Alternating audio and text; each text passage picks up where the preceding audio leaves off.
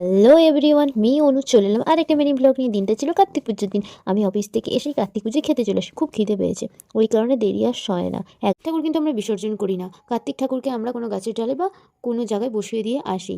কার্তিক ঠাকুরকে আমরা ছেলে হিসেবে পুজো করি। নতুন নবদম্পতিরা কার্তিক ঠাকুরকে ছেলে হিসাবেই পুজো করে। প্যান্ডেলে ঢুকতেই দেখো দুটো দিদা কি সুন্দর নাচছে। আমাদের এত নাচার শখ নেই, এই দিদাগুলো কিন্তু খুব এনার্জি রাত্রেবেলায়। একদমই পাতে বসে পড়ি। প্রথম পাতে পরে বেগুন সুন্দরী মানে বেগুনি, তারপর গরম গরম লুচি আর চানা পনির, আলুর দম। দেখো বাপু, আমি আবার অত লুচি পছন্দ করি না, তাই মুড়িকে চেয়ে নিলাম।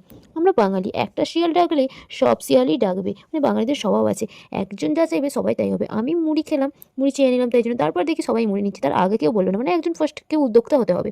সে যাই হোক, তারপর চাটনি পাঁপড় সন্দেশ মিষ্টি খেয়ে আজকের ভুড়িভোজ কমপ্লিট হলো। কিন্তু আমার দুষ্টু ভাইপো জোয়ান না কেটে দেওয়ায় সে নাকি বাড়িই যাবে না, তাই তাকে তাড়াহুড়ো করে জোয়ানের প্যাকেট কেটে দিলাম। আজকের মতো বাই, দেখা হচ্ছে নেক্সট কোনো মিনি ব্লগে।